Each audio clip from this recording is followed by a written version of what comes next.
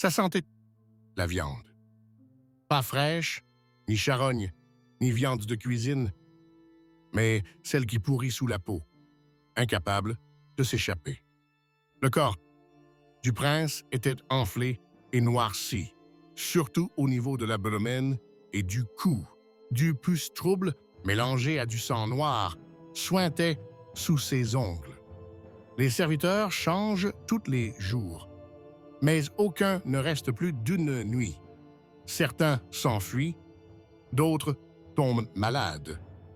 L'un d'eux se pendit dans les écuries. L'autre est mort devant la porte des chambres, les doigts pris dans la croix autour du cou. Aucun nom n'a été conservé. Seules des inscriptions dans le livre du greffier. Mort en service et non renouvelé.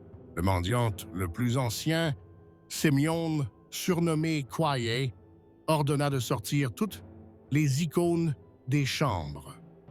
Le prince crache dessus en criant que Dieu lui écrit des lettres sur sa peau. À cette époque, son dos est couvert de plaies, des poches suppurantes, dont certaines sont profondes comme 2 doigts. Elles éclatent d'elles-mêmes, exhalant une odeur aigre-douce qui donne la nausée aux gardes. Un gardien a déféqué dans son pantalon et a refusé de monter au premier étage. Il fut envoyé dans un monastère. Plus tard, on a pu lire dans ce monastère. Il ne parle plus. Il se contente de pointer le plafond avec sa main.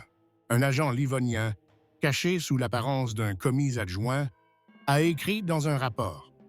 L'état de santé du grand-duc se détériore. Le corps se décompose dans la vie. Il a peur des miroirs. Il est interdit de sortir ses déchets pendant la journée, seulement après le coucher du soleil. Il dit que la lumière amène le noir. Il n'explique pas de qui il s'agit.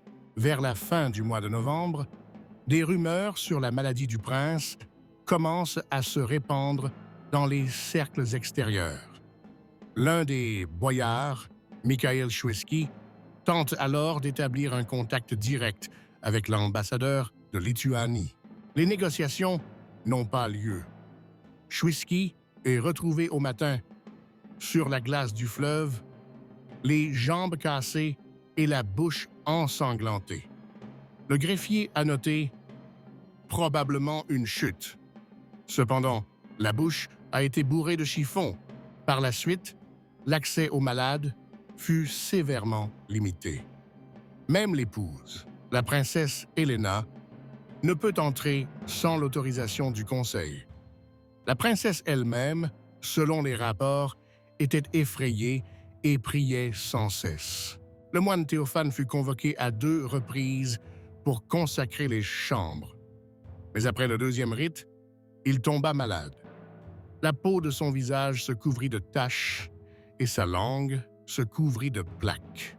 3 jours plus tard, il mourut dans un délire, criant que les morts étaient assis dans le lit du prince. 2 novices le confirment. Après sa mort, la porte des chambres a été scellée pendant 24 heures pour nettoyer les sols. Selon un jeune guérisseur, à cette époque, Basile III ne mangeait plus la nourriture qu'il tenait dans ses mains. Il exigeait que la nourriture soit apportée par terre, comme une bête. Il ne mangeait que du vin brassé, avec de la cannelle et du vinaigre, et du pain mâché par un serviteur. Toute autre nourriture est qualifiée de poison. Un jour, il ordonna d'arracher la langue d'un cuisinier qui avait salé la chaudrée. La langue lui fut apportée sur un plateau. Il la regarda longuement, puis ordonna qu'on la jette. Ce verre. Le prince souffre de douleurs constantes à l'estomac et de fièvre alternant avec des frissons. Les médecins soupçonnent la peste, mais n'osent pas l'annoncer publiquement. Ils prescrivent donc des saignées. D'abord, une tasse par jour, puis 2. Le 4e jour après le début de la procédure, la peau des avant-bras du prince commence à se détacher. Le sang est devenu noir et épais. Il sentait le soufre. L'un des apprentis guérisseurs s'est évanoui. Il a ensuite été expulsé de la ville. Selon le registre du séjour dans la maison du grand-duc, rédigé par le greffier Clément, le prince vit en décembre une ombre avec un linceul sur les yeux, se tenant à sa tête de lit.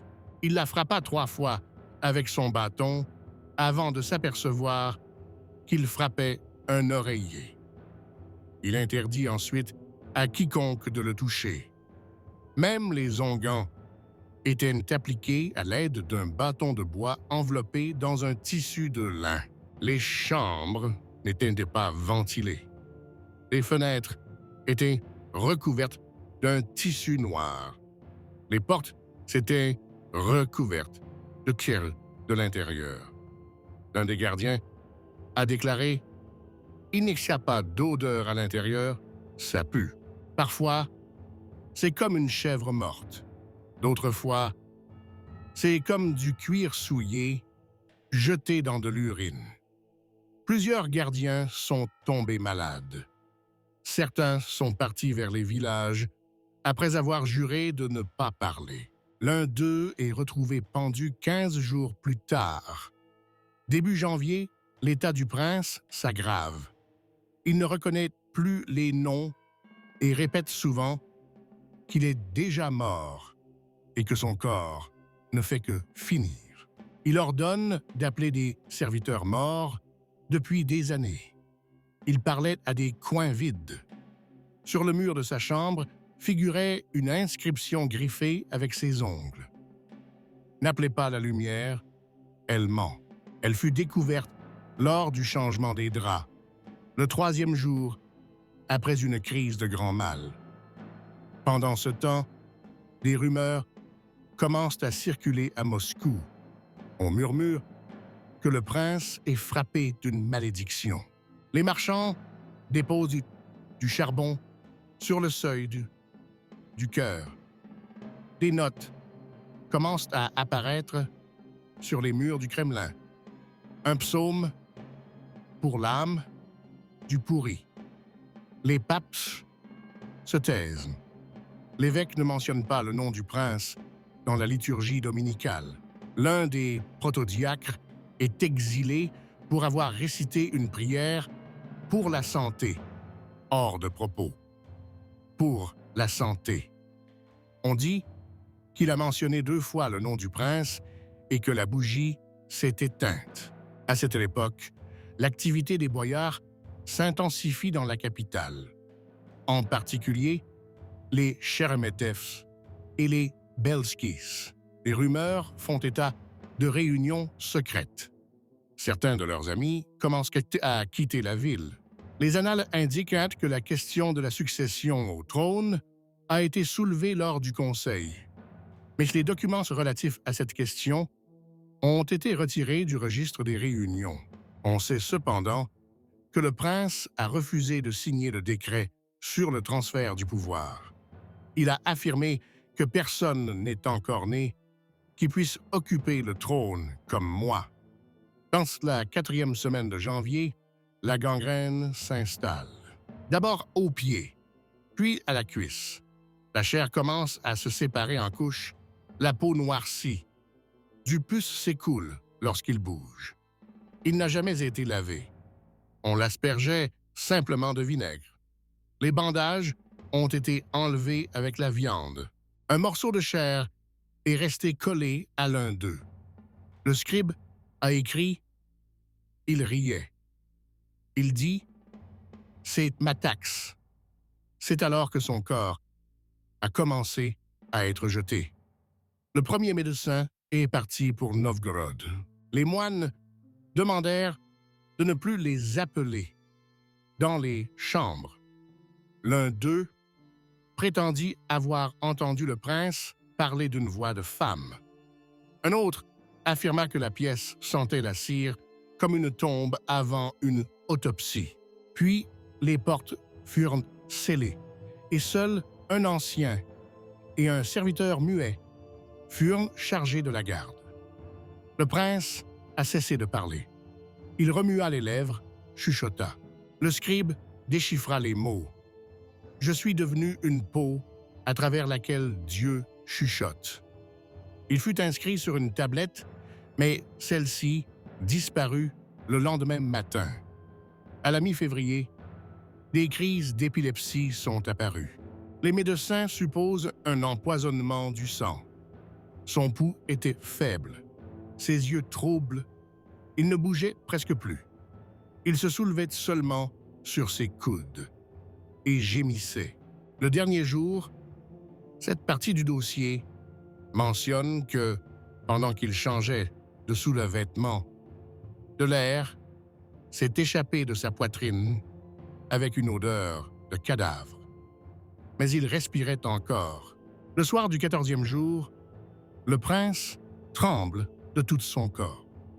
Le médecin qui se trouvait à la porte n'osa pas entrer tant que les seuils n'avaient pas été aspergés et qu'un service de prière n'avait pas eu lieu. Les médecins se demandèrent s'il s'agissait d'un frisson de mort ou du début d'une nouvelle phase de putréfaction. Son visage s'assombrit. Ses pommettes s'enfoncèrent et ses yeux se révulsèrent, ne laissant apparaître qu'une pellicule blanchâtre. Il ne cligna pas des yeux. Il ne saignait plus, mais du pus gris s'écoulait de la plaie de son cou. Selon un rapport attribué à Cross, l'odeur est devenue insupportable. C'était comme si les morts à l'intérieur de lui brûlaient dans une fosse humide. Les tentatives pour soulager ses souffrances restent vaines. Les bandages s'humidifient et se détachent du corps. Lorsqu'un serviteur retira le bandage de sa poitrine, un morceau de viande resta sur le tissu. Il hurla, mais le prince se contenta de tourner la tête et de sourire. Ce sourire est décrit par 3 témoins différents, chacun mentionnant que le visage, ce faisant, n'était pas celui du prince. Le lendemain, ce serviteur s'est échappé. Après s'être cassé les 2 dents de devant contre le chambranle de la porte. Il est écrit, dit qu'il y avait des vers dans les dents du prince et qu'ils passèrent par-dessus. Entre-temps, une famine s'est déclarée à Moscou. Les rumeurs de maladie se répandent rapidement. Les gens chuchotent que le prince est maudit et qu'avec lui, toute la principauté va pourrir. Plusieurs femmes ont jeté des poulets morts aux portes du Kremlin. On pensait que cela les protégerait de l'esprit qui passe, de l'esprit de passage. Les offices ont commencé à être raccourcis. Le nom du prince a été évité dans les prières. Un archidiacre qui prononça son nom dans un sermon fut battu par les paroissiens et jeté sous le porche. Le scribe note. Le peuple craint davantage non pas la mort du prince, mais le fait qu'il ne mourra pas. La panique politique s'installe. Les familles boyardes se réunissent en chœur privé, chuchotant sur le partage des pouvoirs. Personne n'ose dire un mot à haute voix « succession au trône ». Le mineur Ivan est trop jeune. Helena, la princesse, est placée en détention, officiellement à des fins de défense. En pratique, pour qu'elle ne agisse pas de son propre chef. Certaines sources indiquent que Glinsky est venu secrètement la voir à 2 reprises. C'est lui que l'on a vu plus tard en train de négocier avec les Lituaniens. Il sortit de son cabinet avec un mouchoir ensanglanté et garda le silence. À cette époque, la chambre du prince est devenue un lieu isolé. Les fenêtres sont couvertes de chiffons, les interstices des portes sont recouverts de cire d'abeille. Seul l'évêque Joachim donnait la permission d'entrer dans la chambre et lui-même n'y entrait jamais. Un serviteur muet et un vieux novice au visage couvert d'un bandeau sombre étaient de service. Les moines récitent des psaumes en cercle, mais sans voix, seulement à voix basse, pour ne pas réveiller le prince. Il croyait que son âme n'avait pas encore quitté son corps, mais qu'elle n'était plus la sienne. Voici un témoignage écrit. La nuit, j'ai entendu un bruit de grattement, comme si le prince grattait le sol. Mais il n'a pas bougé depuis une 3e semaine. Une autre note. Quelqu'un se tenait dans l'embrasure de la porte, tout en noir. On ne voyait pas son visage. Disparu au bout d'1 minute.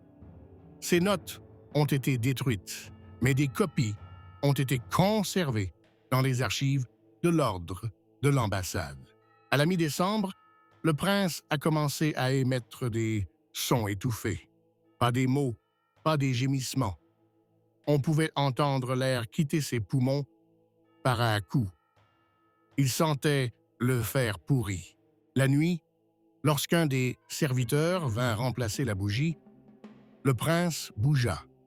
Il leva la main, désigna l'image du Sauveur sur le mur et murmura. Il attend. La bougie se fendit et la flamme s'éteignit. Plus tard, le témoin a été reconnu souffrant et exilé dans un monastère. Sur ordre des médecins, on commence à le frotter avec du vinaigre, du miel et du sel, mais la peau commence à se détacher par lambeaux. Sa cuisse gauche était dénudée jusqu'à l'os.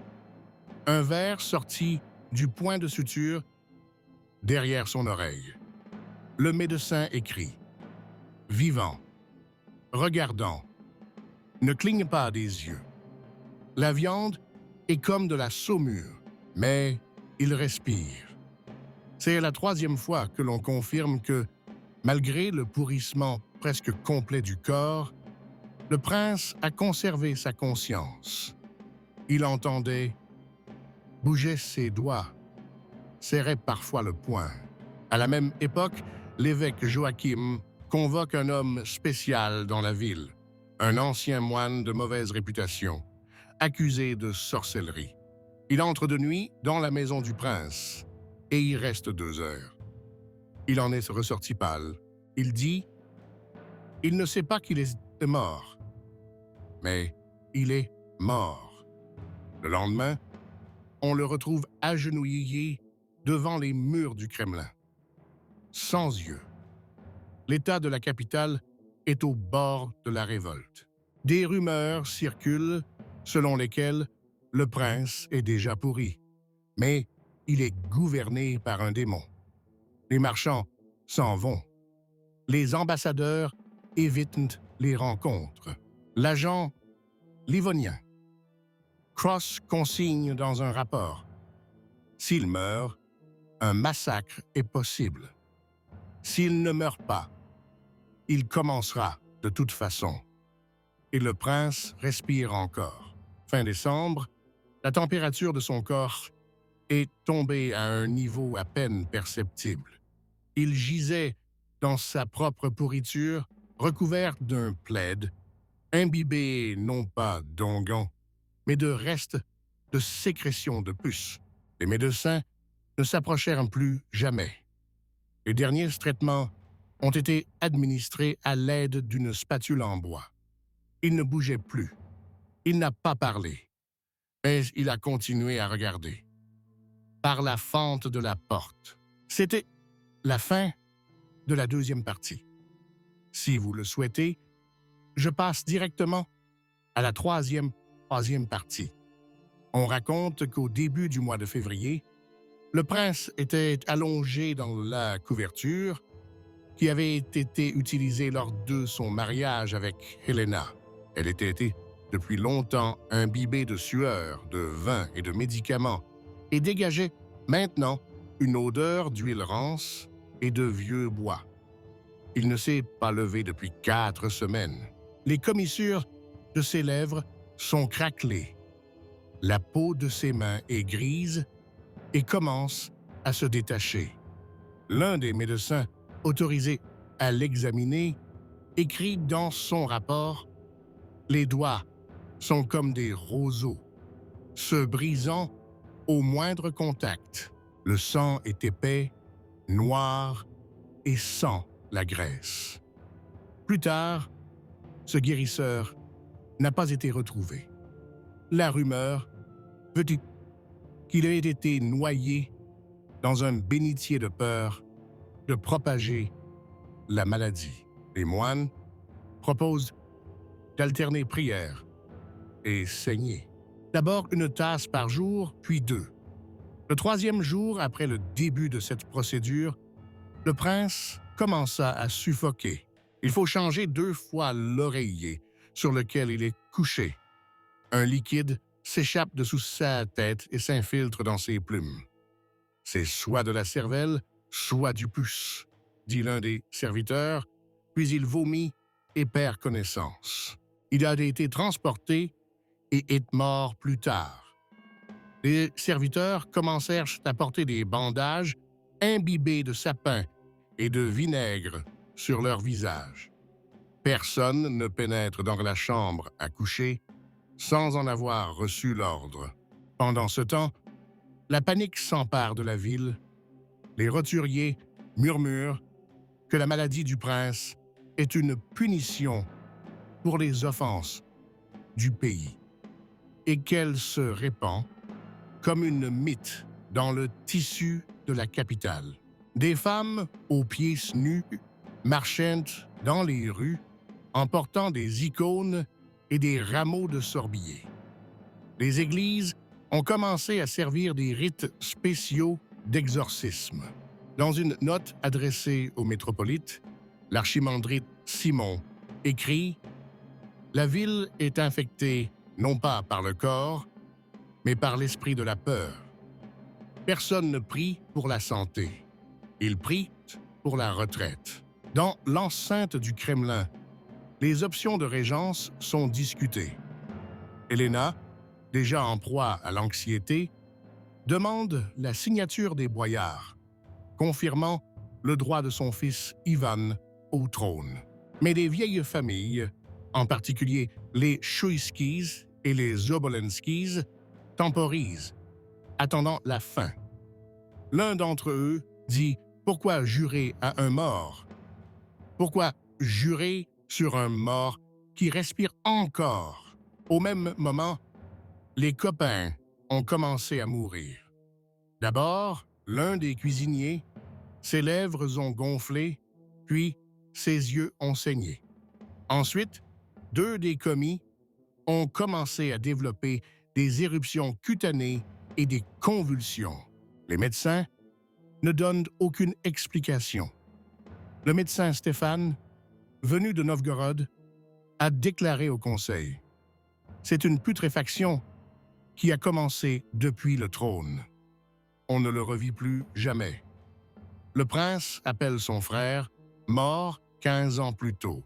Il lui cria d'apporter des sangsues, car le sang cherche un exutoire. Une note d'un serviteur a conservé la phrase.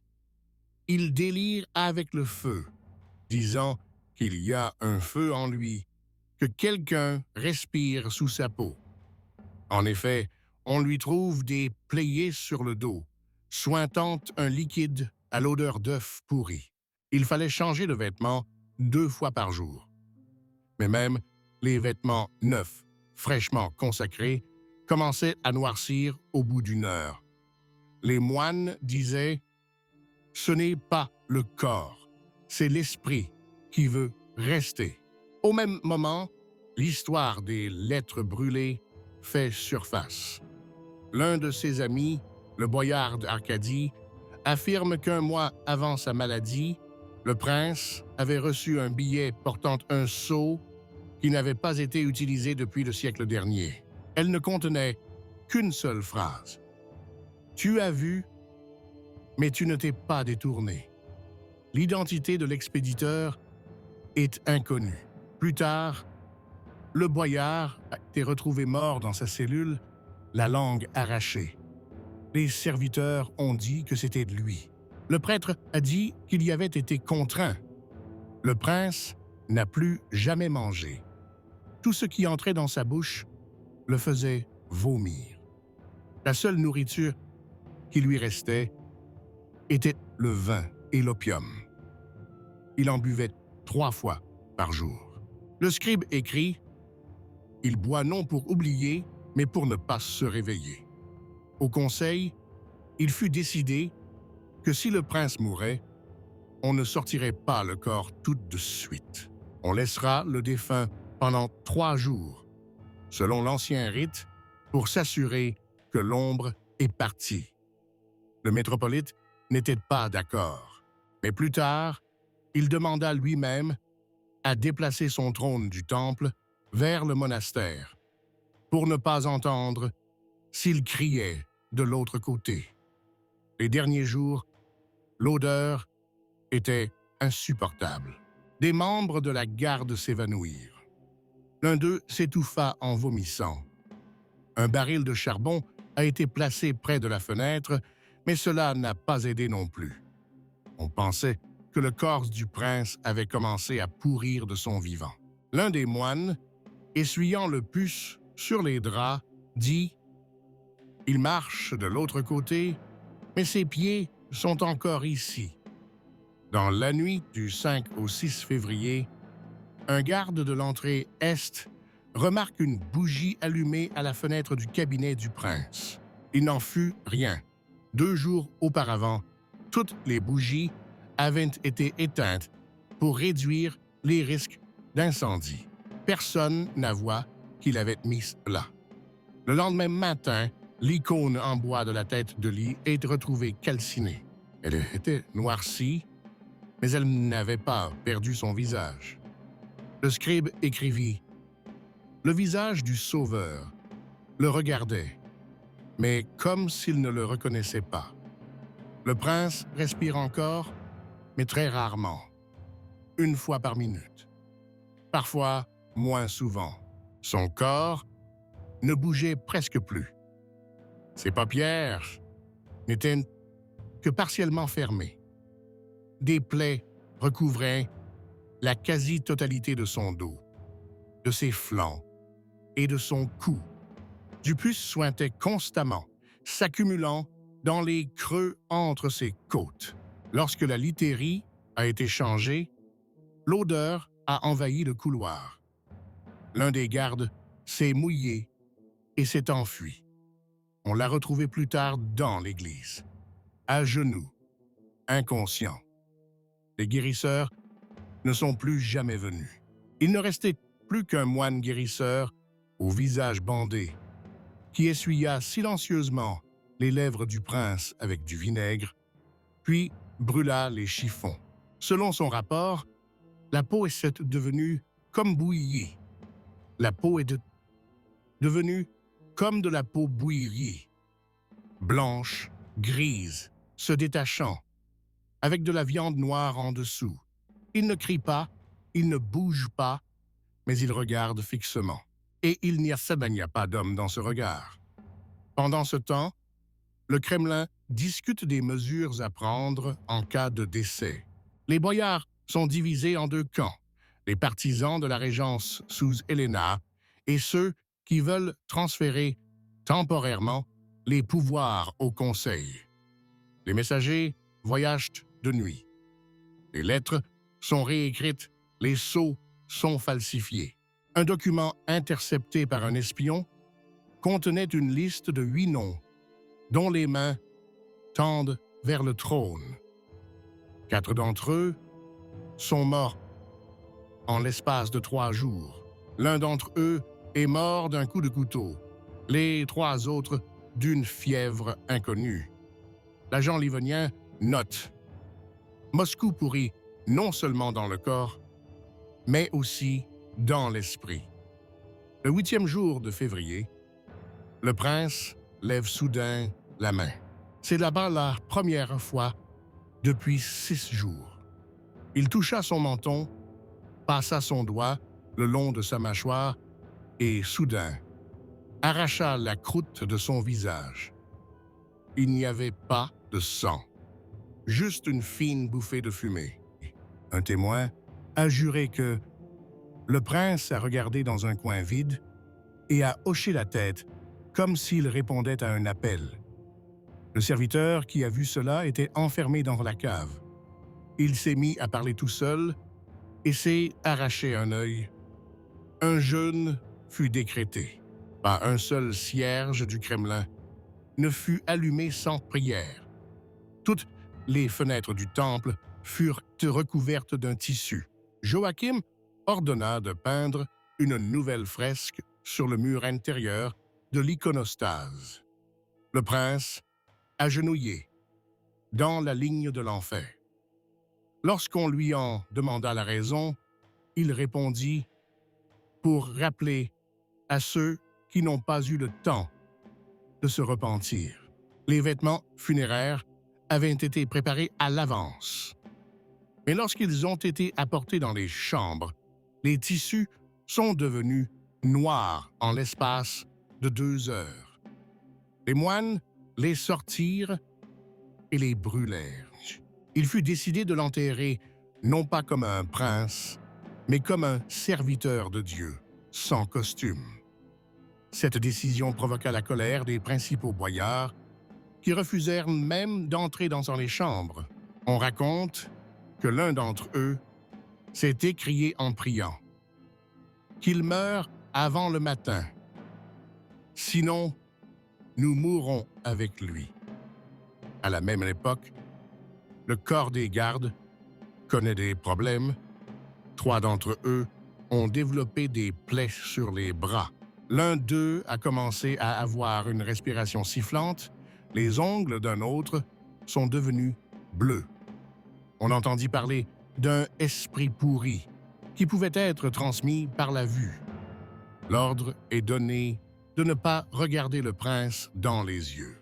Même le moine qui a dirigé le dernier office a lu les prières en se détournant. Sa voix tremblait. Le dernier jour, le prince a eu une respiration sifflante. Un seul, prolongé, comme s'il aspirait de l'air. Une pause, puis à nouveau. Cela se répétait toutes les heures.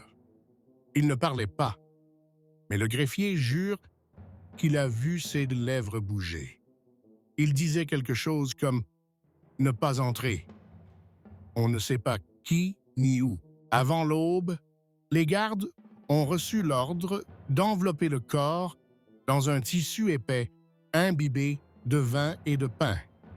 Mais le prince n'était pas encore mort. Lorsque le corps a été touché, il a ouvert les yeux. On raconte que son dernier regard était plein d'horreur. Il éclata, leva la main, saisit le linge et expira.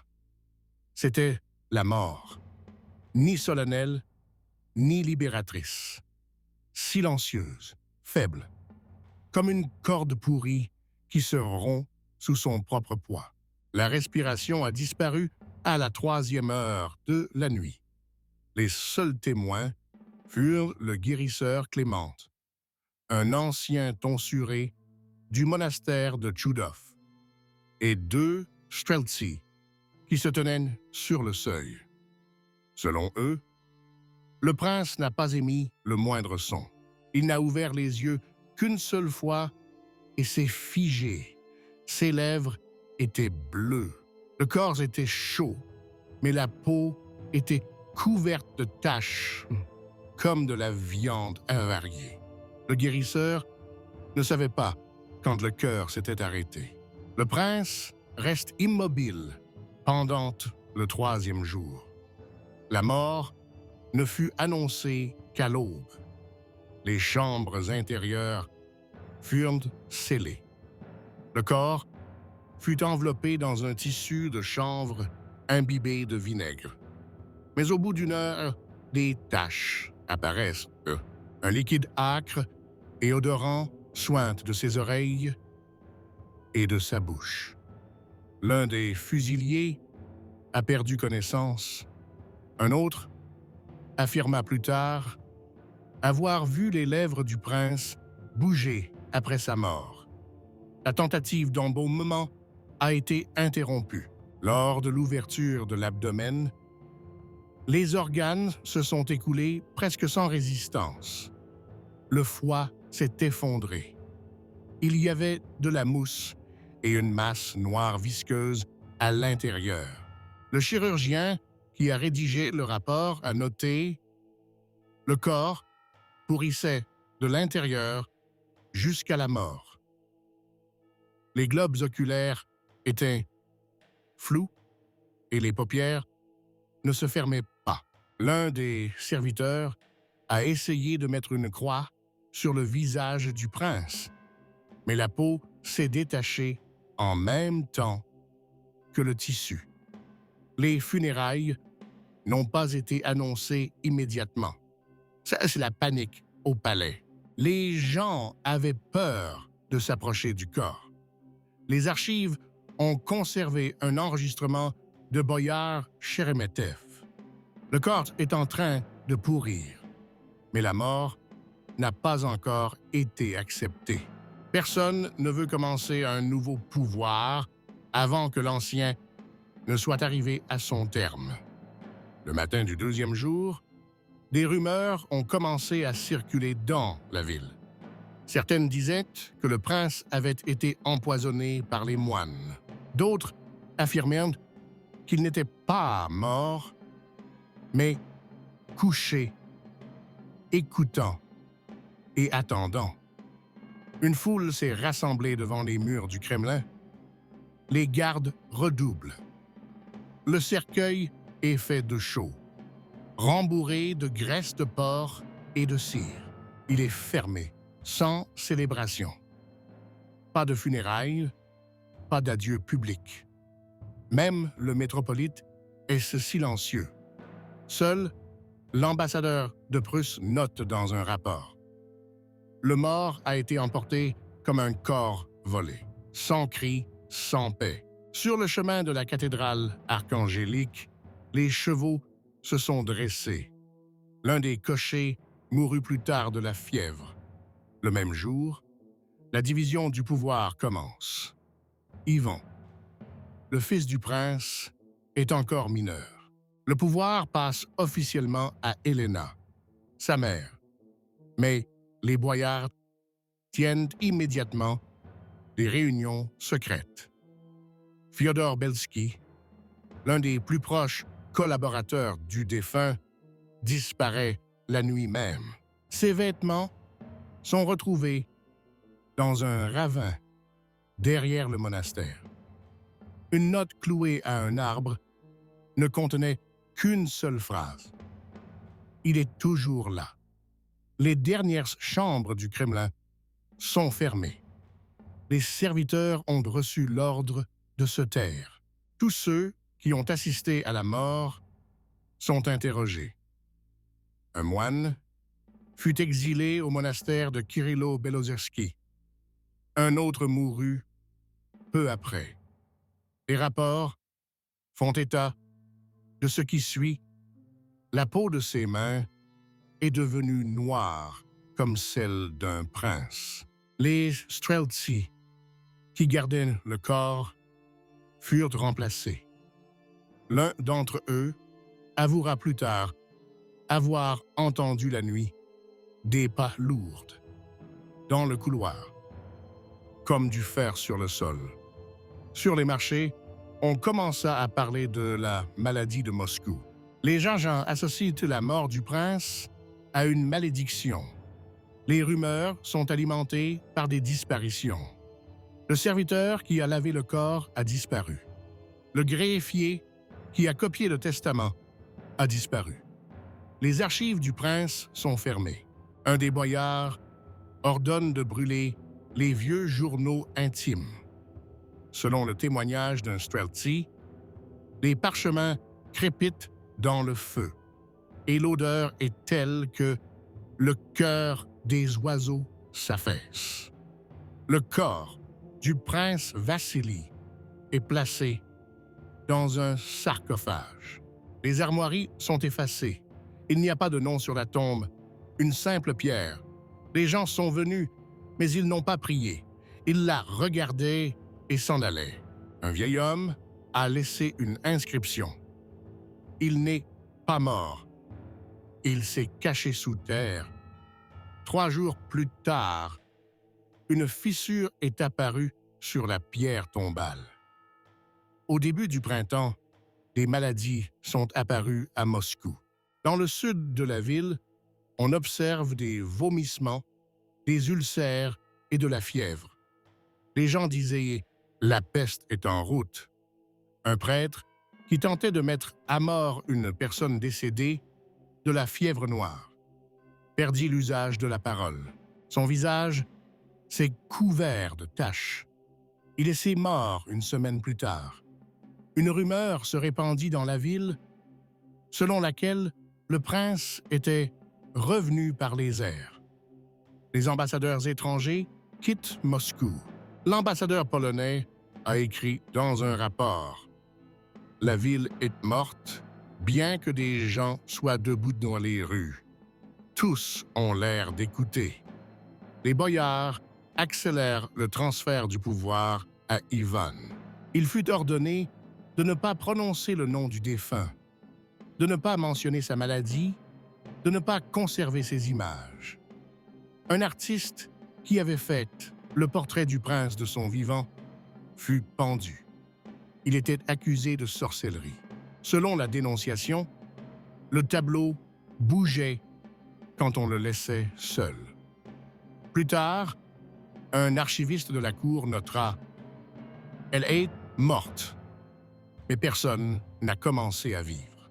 Après la mort de Basile, la désintégration commença.